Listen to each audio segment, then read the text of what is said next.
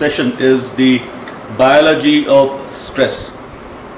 We are in, I would say, pretty exciting times. I think none of us have ever expected to come across the time that we are all of us going in, and practically no one has any experience of how to handle such situations. There are many other situations that we've been through, ups and downs of lives, fair enough. But as a rule, everybody I think today is undergoing their own form of either stress or I don't know how many of you are enjoying it. But yeah, there are a lot of questions that everybody will be having, I'm sure, about how to handle it. So it does cause stress. And how many of you would agree that modern life is itself stressful? Just raise your hands quickly if you agree that modern life is indeed stressful. Yeah, I can see quite a few of you raise your hands. And how many of you would agree that stress can have a negative impact on things like sleep, productivity, relationship, your health, etc.? Just quick raise of hands if you agree with this statement that if you are under stress, that impacts many things in your life. And how many of you would agree that if you are able to reduce your stress, life will be much more happier? Raise your hands on that. Ah, yes, good. So a lot of people have raised their hand on that. So thank you, welcome. And let us see how we can take this forward in this time that we have. So I would be covering my session on a couple of areas. One is what is stress, what causes stress or what are the triggers of stress, can one avoid stress, and how does one train the brain to avoid stress. That is important, that we should be able to avoid stress altogether. So some bit of statistics. The World Health Organization, its 2017 report for India said that about 5.6 crore people suffer from depression. That's a huge number. 5.6 crores suffer from depression. Now depression is an extreme form of stress. That means you can't handle stress at all and practically you are giving up. That is when you are almost in depression. 4 crore people suffer from anxiety disorder. 4 crore people had anxiety disorder. That also is a very severe form of stress. That means a combined almost 9% or 10% of our population, so if we say 130 crores is a population, almost 9 to 10% of our population is at a very high levels of stress. More than that, also there are almost 8 lakh people. 8 lakh people, that's 800,000 people. Yes? 800,000 people who committed suicide. Now that's again a huge number, not a small number. 8 lakh people suffered, committed suicide. Now suicide is when you are literally unable to handle stress. That means the person feels that this is the end of it and that person literally takes his or her own life. That can be really severe. Therefore it's a huge number. And if this is level 10 of stress, that means you're on the verge of, you're already in depression and maybe committing suicide, and this could be a 0 level of stress. All of us are somewhere in the middle. May not be 0, may not be 10, but somewhere all of us are undergoing our own levels of stresses and it has an impact on the body. And let us see what is this. So what is stress? In very simple terms, stress is a state of mental or emotional strain or distress or tension resulting from adverse or demanding circumstances. That means the situation is very demanding, very adverse, and that how do I react to that situation with a tension way, that becomes stress. So it's a within brackets, it's an involuntary physical and psychological reaction to a stressor. A stressor is a trigger. So in simple terms, something happens outside, which is beyond in my immediate region or aware. How do I instantly react to it? That becomes my attitude, or that is my stress. And when it is in an adverse, tension-like manner, that becomes stress, and that causes a whole lot of problems with the body. So what are triggers again? There are expectations of what the situation should be, what my surroundings should be, what my area should be, what my life should be. These are expectations. And if those expectations are not met, or are not being met, that causes a psychological or an emotional trigger in my brain, and that causes stress. So simple. Situation outside is not what I want, is not as per my liking, instantly causes a trigger, that's a trigger, and that causes an adverse emotional or mental reaction, and that becomes stress. That means my body reacts to that adverse mental condition, adverse emotion, and the body goes into various forms of stress. So you might have heard of something called as a fight or flight response. What is fight or flight response? Now, when the human being evolved, sometime about 50,000 years ago, we were typically what is called as hunter-gatherers. So that means either we hunted a deer or whatever wild animal for our food, or we were hunted by a tiger for his food.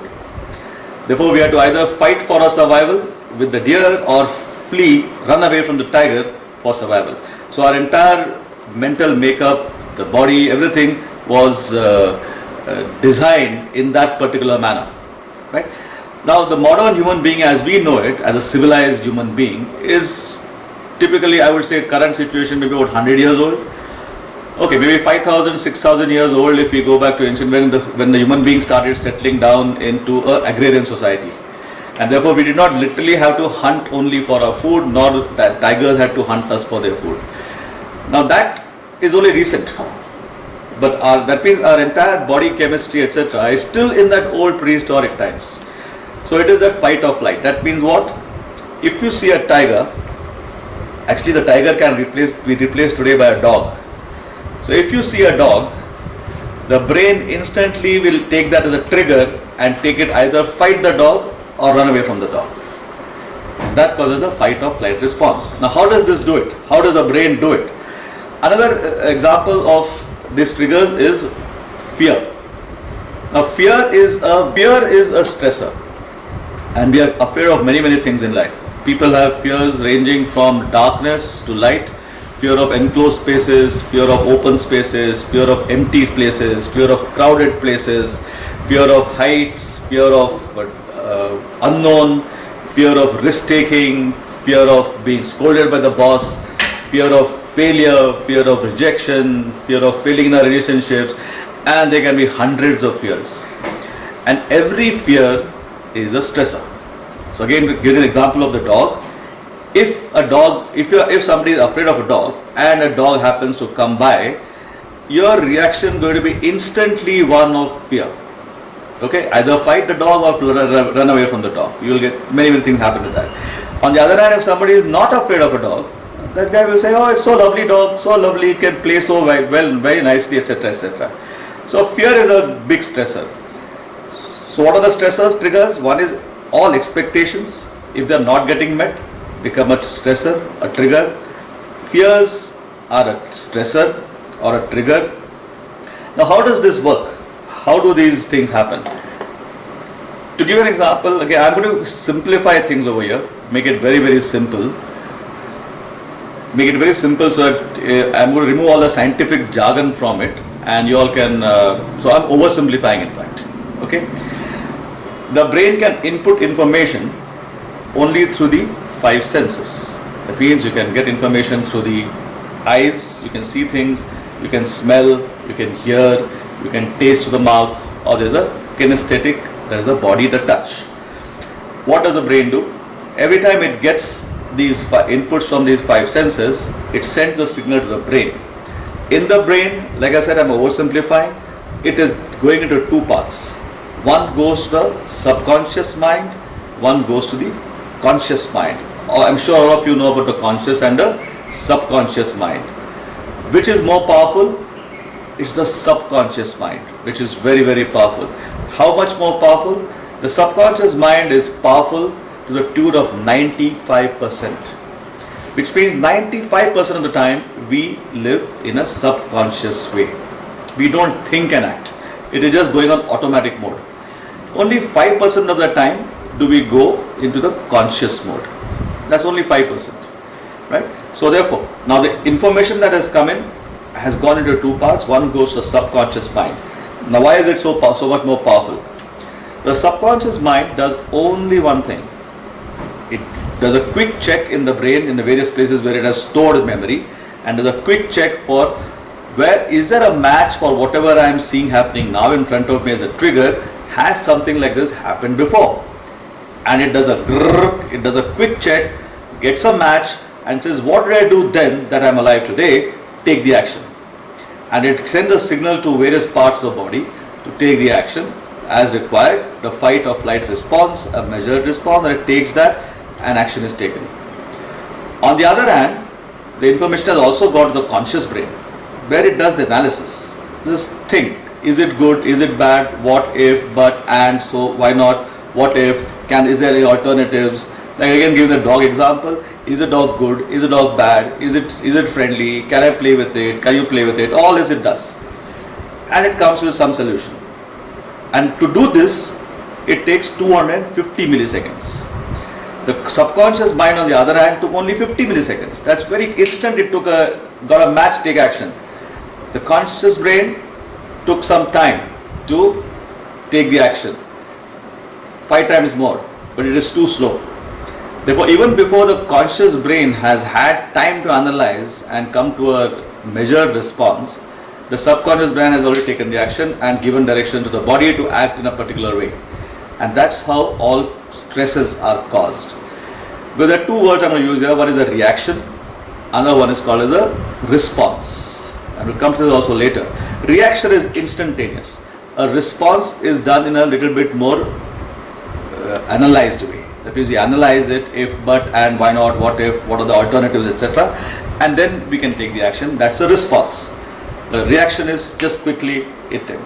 Now, can we train the conscious mind to talk to the subconscious mind before taking the action? Because that is the key to reducing your stress. If you can learn this art of conscious brain talking to the subconscious brain, you can reduce your stress dramatically. And it is very much possible how to train the brain to do that. And I will give you the practical demonstration and a little bit of training during the session. So just a recap again of what we've done. What causes stress? Expectations or not meeting the expectations. That causes stress. Fear causes stress. Therefore, even things like changing your environment, or people in the corporate world, they talk of change management, and people resist change. Why do people resist change? Are they bad people? No.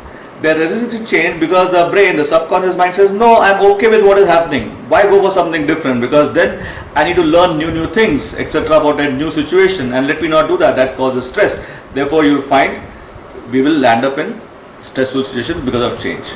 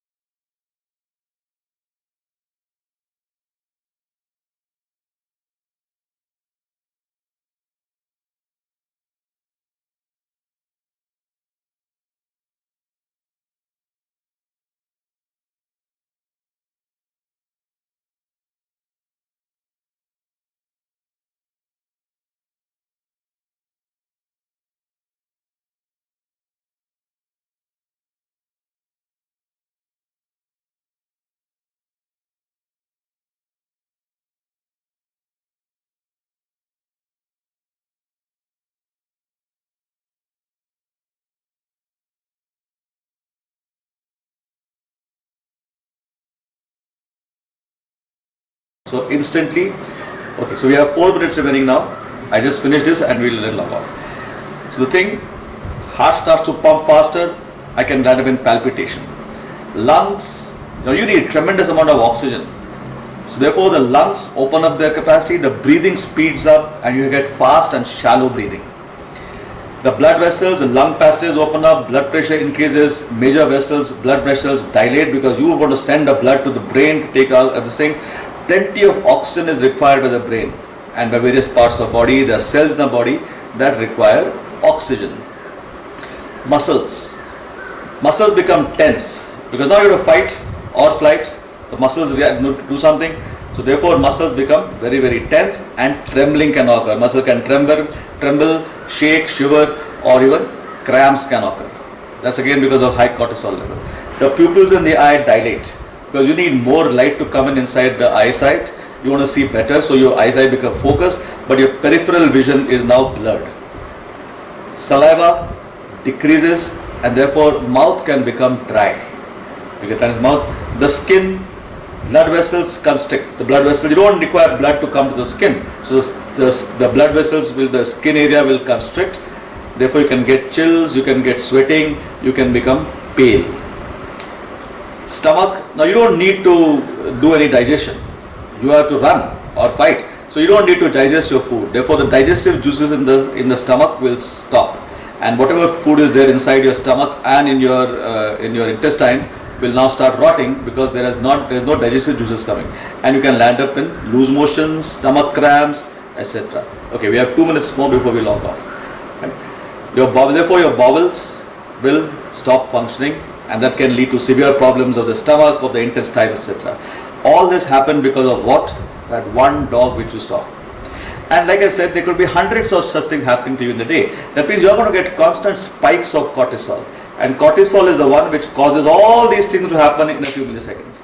Now during the day, from the time you get up till you go to sleep, if you are constantly being hit by different circumstances, different triggers are coming into your life, and every time since you don't want that to happen, you get the stress reaction, which is cortisol and norepinephrine, which is instantly pumped into the body, and all these things. Therefore you are constantly going to have cortisol spikes which are going to be there. And finally, in the end, extreme form, that means your body literally gives up. Therefore, as I say, 95% of our illnesses are psychosomatic illnesses. They are illnesses of the brain, of the mind. And stress is the major cause of this. Okay, so now I'm going to log off from here and we will log in immediately after this so that we can continue with this. I want to say, how do we stop cortisol from being released? Because if we cannot stop cortisol, I will always be stressed. The body will always be stressed. So I have to do something so that the cortisol should not get released, the norepinephrine should not be released. On the other hand, I must release the other chemicals. I must release adrenaline, dopamine, serotonin, oxytocin and endorphins. So let us see this in the next part of the session. So I'm logging off now. Instantly log in afterwards and we'll restart after 2-3 minutes. Alright. End meeting. All.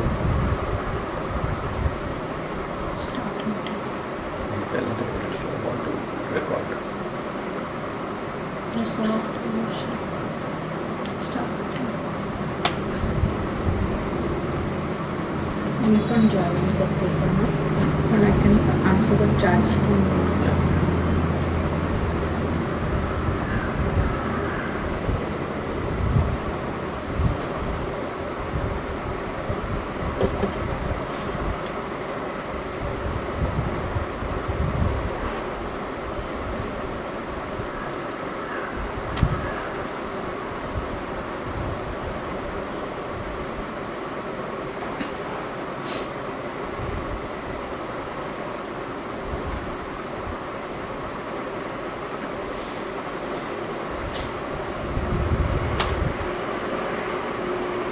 to admit with this?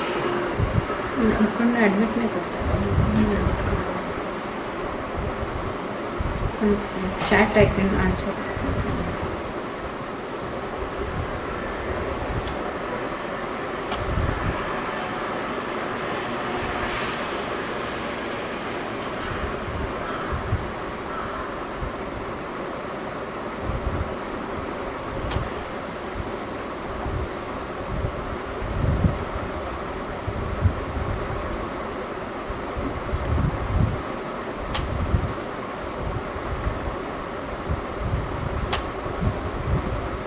Okay, people are just joining back in, so as they come in, we'll start in a minute or so.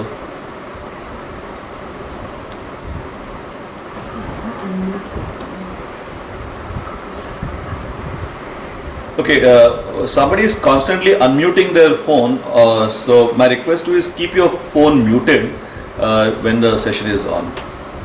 Do not unmute your phone unless you have a question to ask.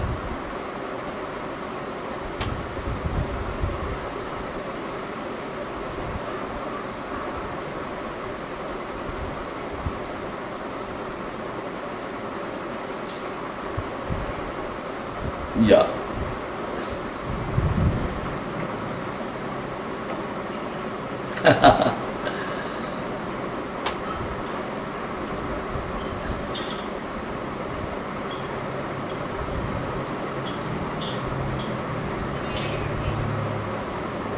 Okay, another 30 seconds and we'll start. So I think most.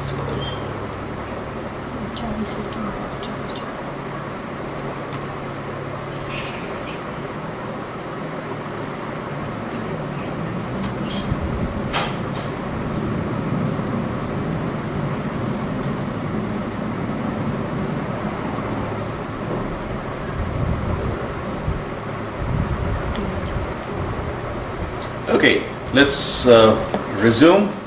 Alright, so we were saying that it is the cortisol which is the main culprit, along with another chemical called norepinephrine. What can I do to control these two chemicals? Well, if I cannot control these two chemicals, my body will constantly be in stress, and the major cause of stress is because all the other vital parts of my body are not going to get blood supply, are not going to get the oxygen, not going to get the nutrition, and it's going to go to various other parts of the body, and I'm going to, over a period of time, land up in severe problems. And therefore, therefore the stress has a very long-term relationship, in a sense, with the body. Adverse conditions, when the body is in a stress condition, it can have a very long-term impact on my health. And so there are most are diseases. For example, we know today that even things like the heart diseases, problems of diabetes is a stress disease. Diabetes' major cause is because of the stress, and diabetes does not happen in one day. It takes something like 10 to 15 years for diabetes to actually get manifest itself. So diabetes starts at the age of 20-25, and by the time I realize that diabetes has happened, it will be 40 years of age. So it doesn't happen in 1 day or 2 days.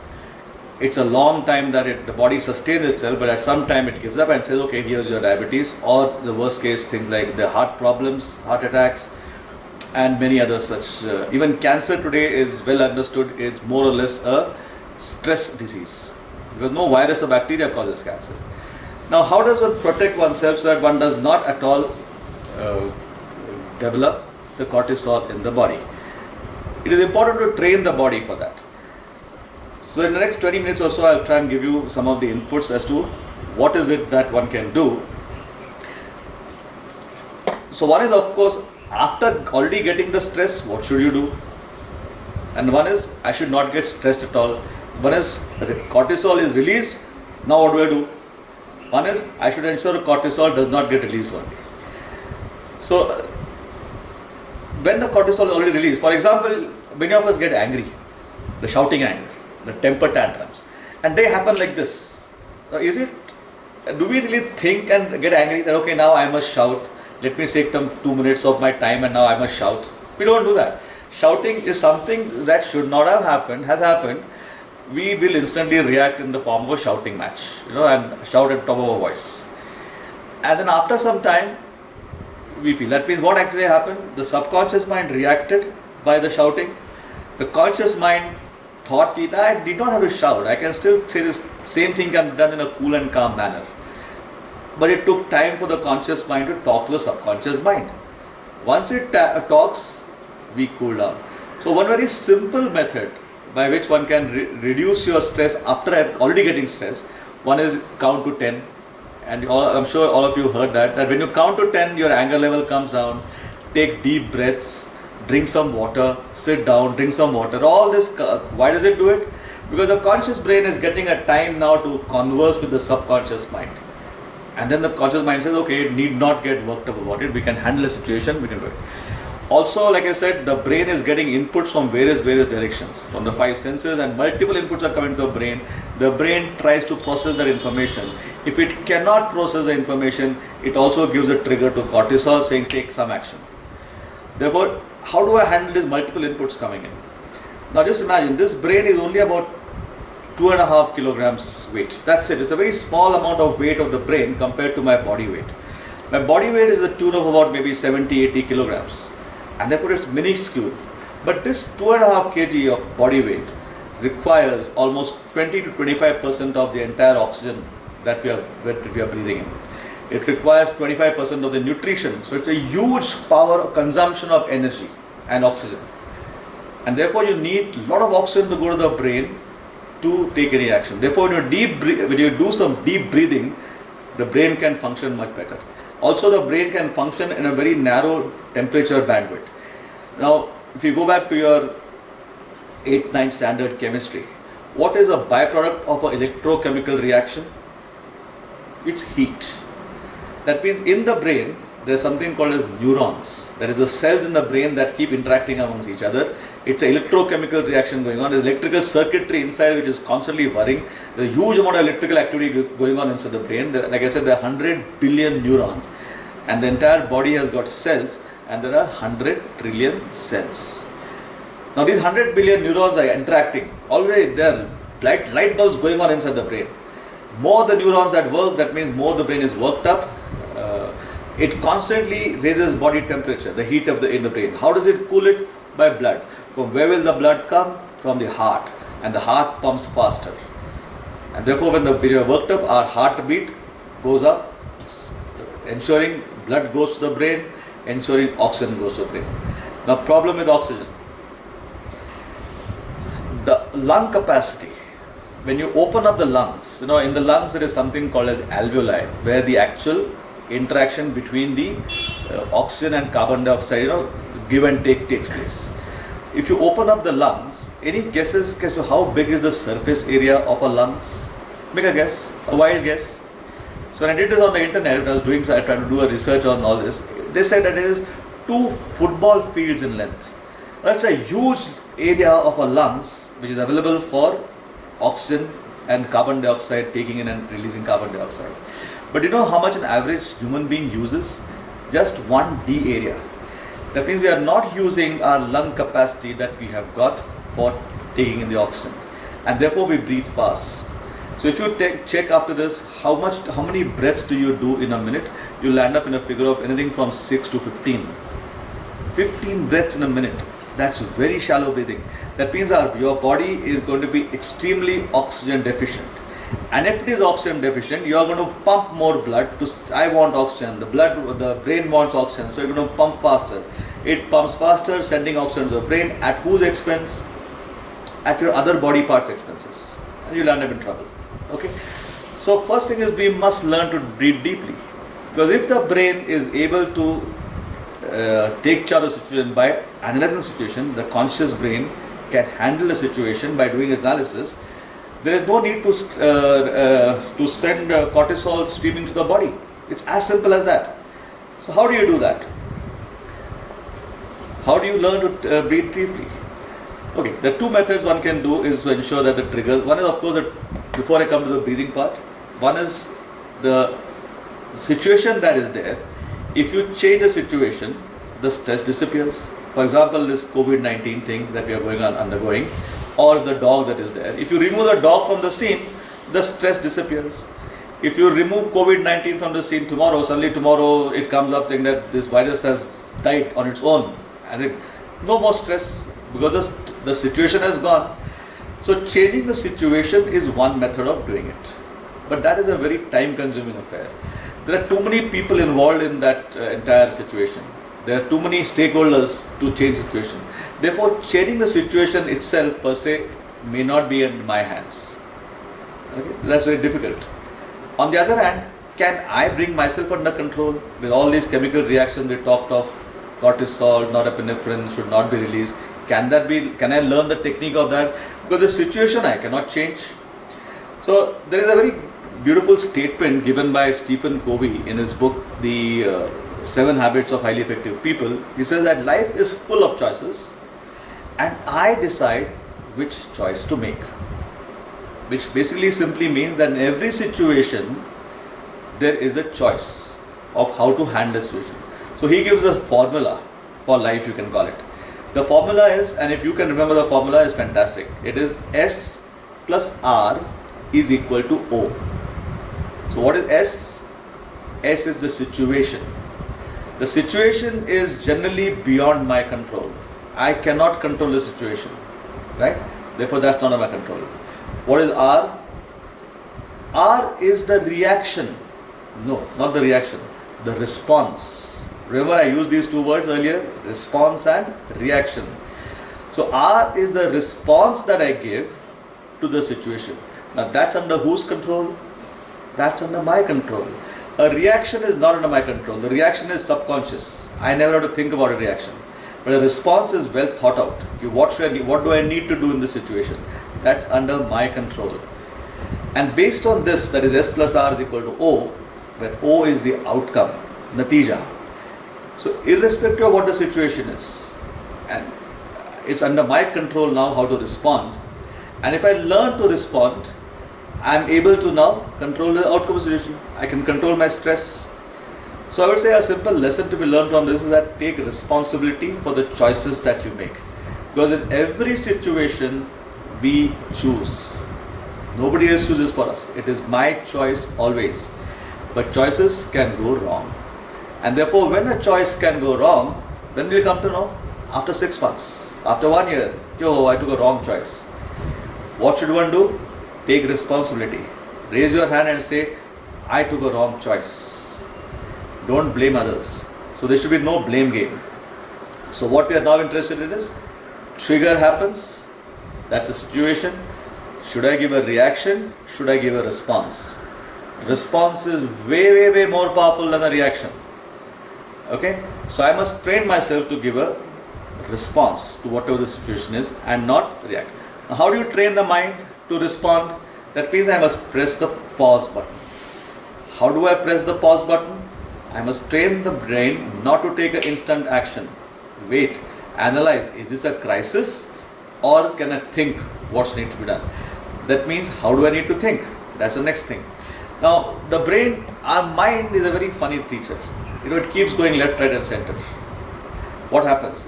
Somebody counted, we have about 60,000 thoughts in a day in the brain. Every thought gets converted into an emotion. And therefore again now you can relate, you get a thought in your mind, that thought creates an emotion, an intense reaction, emotion or a minor emotion. An emotion will trigger chemicals in the body. The chemicals will trigger a whole, the nervous system and various systems of the body will start going to do what they want to do, and it will either be a very stressful situation or not. Right? And therefore, I must now train the mind to take response. Response is responsibility. The ability to respond to a situation in a measured manner, that I must learn. So the brain goes with the thoughts that we said, 60,000 thoughts in a day. You'll find if you analyze your thoughts, they're either about the past, which means we worry about the past or regret the past, or about the future and we are worrying about the future. Very rarely you will find the brain in the present zone, in the moment, in the now.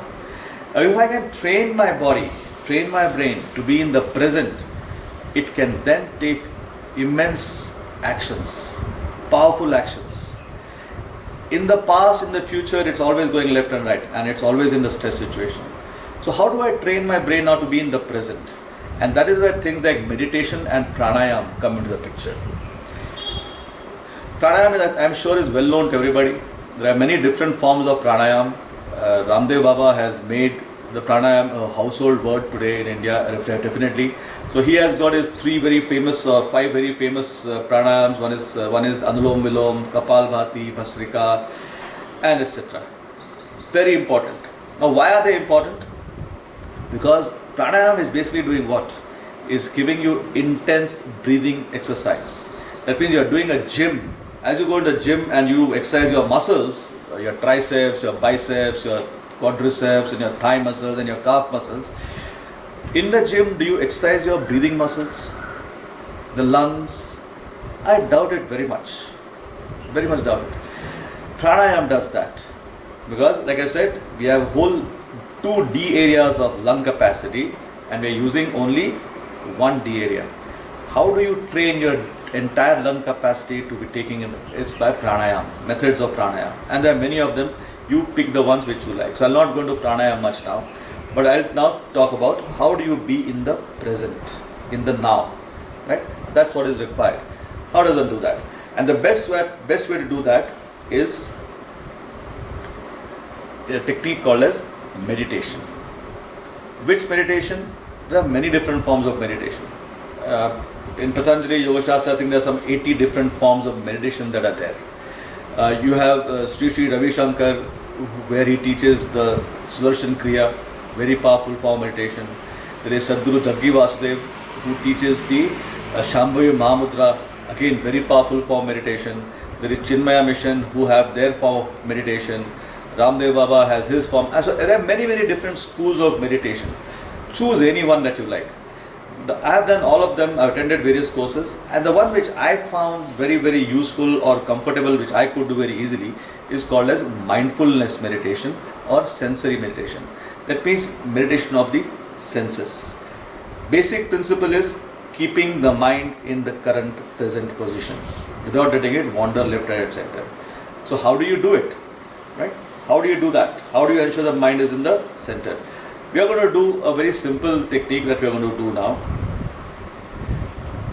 Like any sports, okay, so I'll tell you now the meditation technique and we'll do a quick demo of the meditation technique also.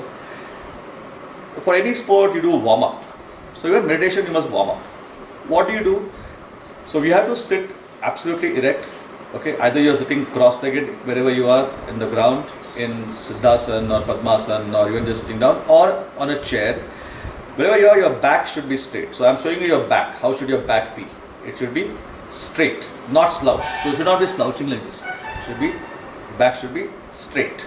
Okay? Fingers should be like this. This is called as the Dhyana Mudra. And then put it on your thighs. Have a smile on your face, a gentle smile on your face. Close your eyes. And for 1 minute, just watch around. Be around, be aware of your surrounding for a minute. So please, let's do it now. So we are going to do a full meditation. Okay, let me just first explain to you, then we'll do it. After this 1 minute of warming up, for 2 minutes right now, because the first day, we do only for 2 minutes, is a deep breathing cycle. Now what is this breathing cycle? For 2 minutes you breathe in, for 5 seconds, I will count from outside. You can do your count in your own mind. Okay? So you say, breathe in 1, 2, 3, 4, 5. Then you hold your breath for 2 seconds. So hold 1 and then breathe out for 7 seconds. So 1, 2, 3, 4, 5, 6, 7. That is one breath cycle. That's roughly about 15 seconds. That means, and you continue. That means in a minute, you will do about 4 breath cycles. In 2 minutes, we will do 8 breathing cycles, right? So it's a breathing cycle, that's it. So breathe in for 5 seconds, hold your breath for 2 seconds, breathe out for 7 seconds. This time I'll give you a count for the first 1 minute, thereafter you do it on your own. So you're sitting straight and you're breathing very gently. So no, not doing that. It's very gentle breath and your stomach must, your diaphragm presses down, your stomach comes out, your chest pulls up and you're gently breathing in.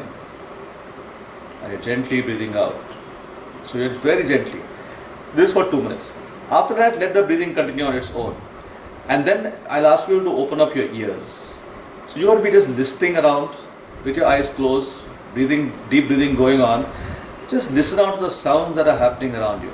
And you'll find there are many sounds that we never paid attention to. So you have a look, just enjoy all the sounds. After a minute, you can selectively listen to the sounds. So if there are some birds, you can listen to only one bird. There are many other 10 different sounds happening around you, but you can choose to listen to only those birds. You can choose to listen to your left side of the body, only the right side of the body, all that you can do. 10 seconds left, 10 seconds right. You can play a symphony in your mind. Literally you can do that. So we'll do that for 2 minutes, and then we go into something called as gratitude meditation. Now gratitude is a very powerful technique in which you basically do just one thing. You say thank you to the people that you met. That's it. Nothing else. It's so simple. You can say thank you to God. And what do you say thank you to God for? For giving you a fantastic emotional mind, a healthy emotions, healthy mind, a healthy intellect, a strong body. Just say thank you to that, to the God, and thank you very much God for giving me all that. And then tell God, I promise to you God, and I'll look after it. And then do a lot of things that we've talked about, and we will talk about it in 5 minutes from now. Is that?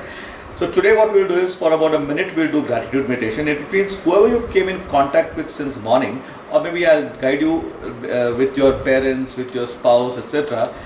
All you have to do is, in your mind, just bring that picture in front of you and just say thank you to them. That's it. And then we will finish the meditation. Alright, all ready? Okay, just give me a thumbs up if you are ready. Make sure just check if you can see thumbs ups. Yeah. Alright, so let us start now. So just be in the present. Put your back erect. I'll just put this here. Back erect, a smile on your face. A smile on your face. Back erect. And for a minute, just be aware of your surroundings. Keep your eyes closed. Maintain a smile on your face.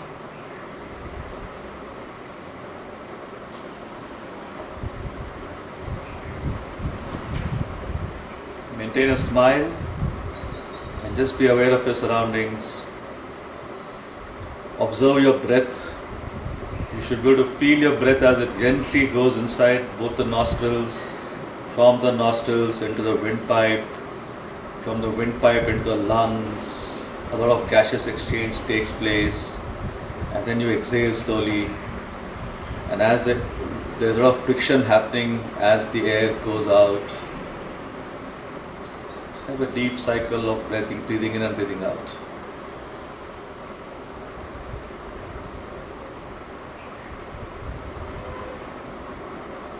Now try to keep a count.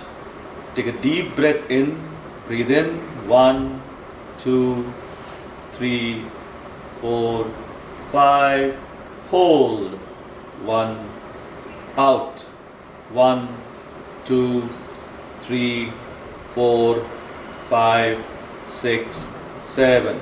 Breathe in, 1, 2, 3, 4, 5. Hold, 1, out, 1, 2, 3, 4, 5, 6, 7. Breathe in, 1, 2, 3, 4, 5. Hold, 1, out, 1, 2, 3, 4, 5, 6, 7. Breathe in, 1, 2, 3, 4, 5.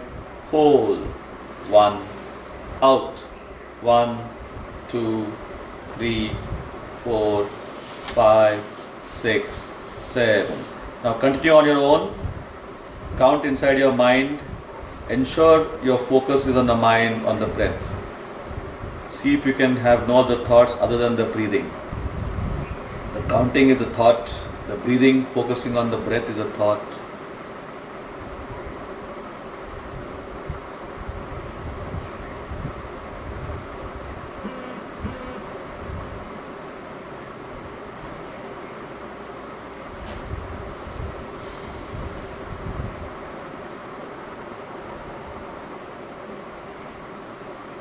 Maintain your smile, maintain your posture. If any other thoughts come into your mind, gently push them aside and focus back onto your counting and onto your breath.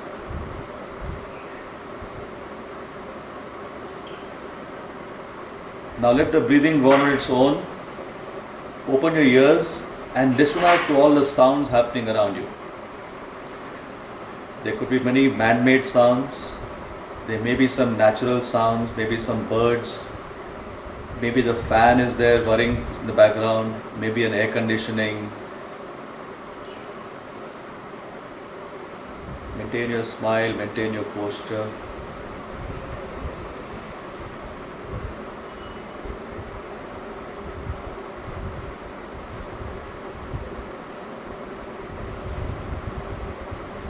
Don't let your mind wander, only listen out to the sounds. Keep your mind focused on the sounds. Now identify one particular sound and see if you can focus only on that sound. All the other sounds have disappeared except that one sound.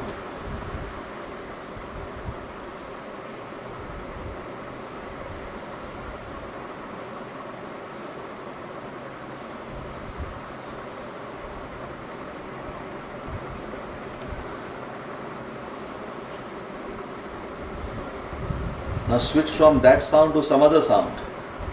It's like a symphony that you're playing in your mind. No other thoughts but the sounds.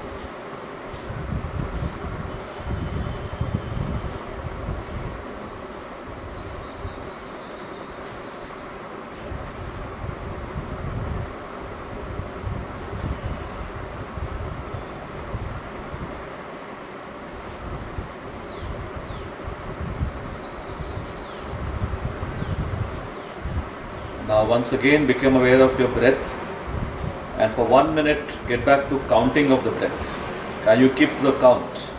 5, 2, 7 for 1 minute.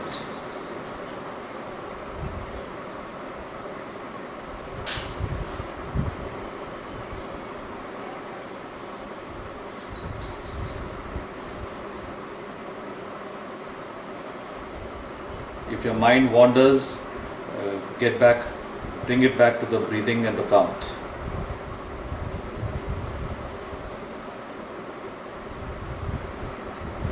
Bring back the wandering mind to the count, focus on the count. Wonderful. Keep your smile, keep your back erect. Now I want you to, in your mind, bring your parents in front of you and just say thank you to your parents.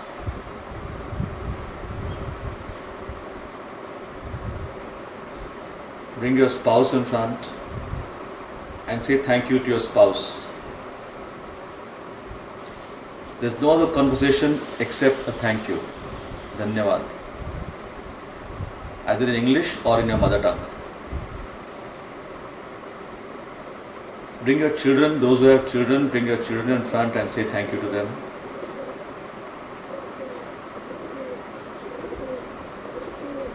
There are many relatives whom you have met, some you may not have met for a long time. Just say thank you to them one by one.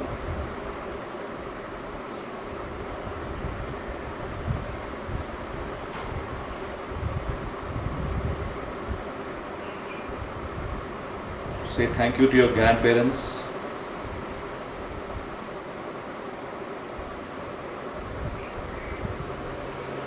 There are many people in our lives, especially in times of need, when we were not well, when we were unwell, they came to our help suddenly. Just say thank you to them.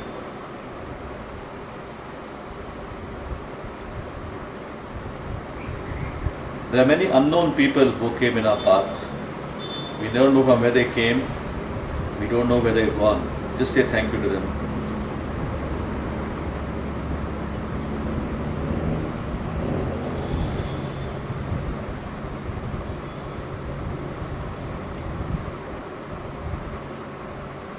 Once again, just bring your parents in front and say thank you to them. Whoever has come in your contact during the day today, just say thank you to those persons. Now become aware of your surroundings once again, deep breathing. Gently rub your palms together, create some friction. Rub your palms, create some friction and gently massage your face and your eyes and open your eyes.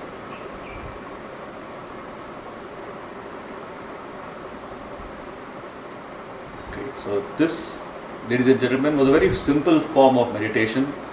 No complications, very simple, and I'm sure everyone can do it at any time. best time of course is early in the morning after you get up, or in the first 1 or 2 hours of the morning, but you can do it anytime. And especially before going to sleep, I would recommend the gratitude meditation. Is a very, very powerful technique, because then you release all the tension in the body and you can go to sleep with absolute peace. And then you can have a fantastic peace. Let's say a peaceful mind can think much better than a worked up mind. Always allow a few minutes of silence to your mind every day and see how sharply it helps you to set your life the way you expect it to be. Do take life seriously, but don't be serious in life. When the mind wanders, it is time traveling. Back and forth, back and forth, back and forth. It's a very jittery mind. With meditation, you can bring it to one focus. And you can really, your productivity will be. Now, in a holistic way, if you look at how to deal with stress, I will take just 2 minutes on that and we will finish the session. How do you live in entire holistic manner? First is your fitness. Emotional fitness, physical fitness, mental fitness. Physical fitness is 3 things. One is flexibility, there is stamina and strength. We all have to do it. Sleep, regular good sleep for 8 hours. Diet, a preferably vegetarian diet, low sugar diet, full of nutrients. I'm not saying let's not have a binge eating or don't have pizzas, but occasional pizzas. Regularly have good food. Definitely avoid alcohol. Once in a while social drinking is fine, but otherwise avoid alcohol, drugs, smoking, tobacco, fatty foods, avoid excess caffeine. Definitely have some me time. Do nothing. Sometimes chill out. Be a couch potato if required. Train to breathe deeply. Learn the art of focus, that is meditation and gratitude meditation. If you can manage to do this, trust me, life will become much, much better.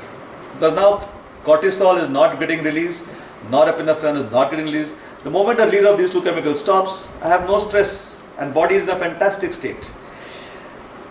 Only thing that this does not address is the fear factor, because fear is a different ballgame altogether, and unfortunately we don't have the time to go into the fear aspects of it.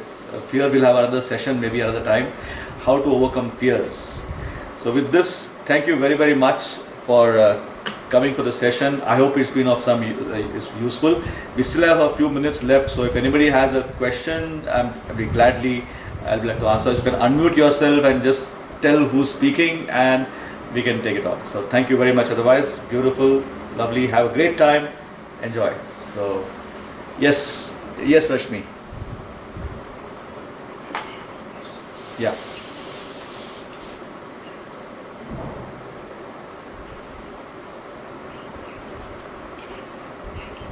Yes.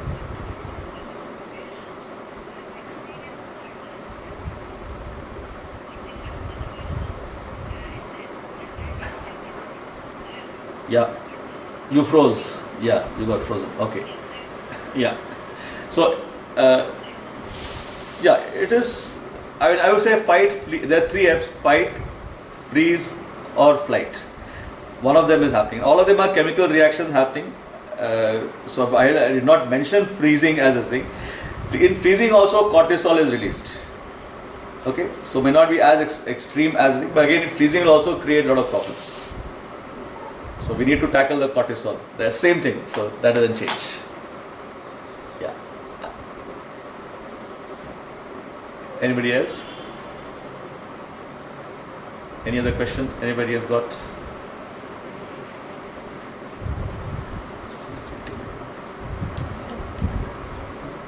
Anything else? Anybody? No? Good. So I hope it was useful. So please do definitely something or the other.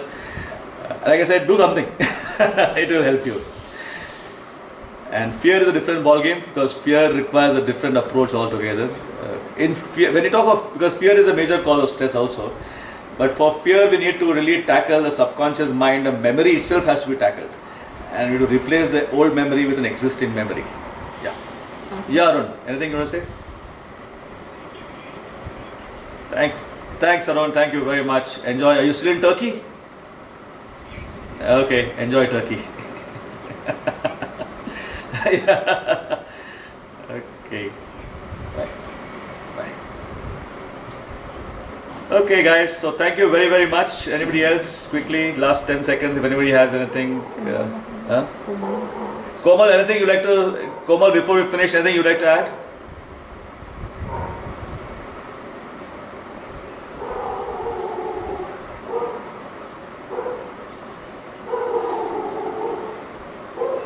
Thank you.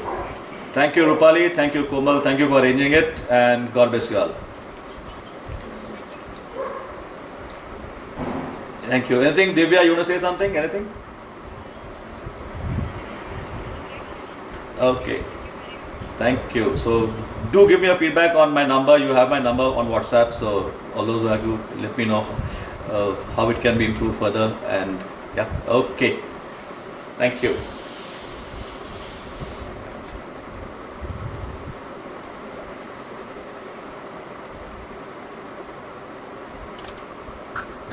Thank you.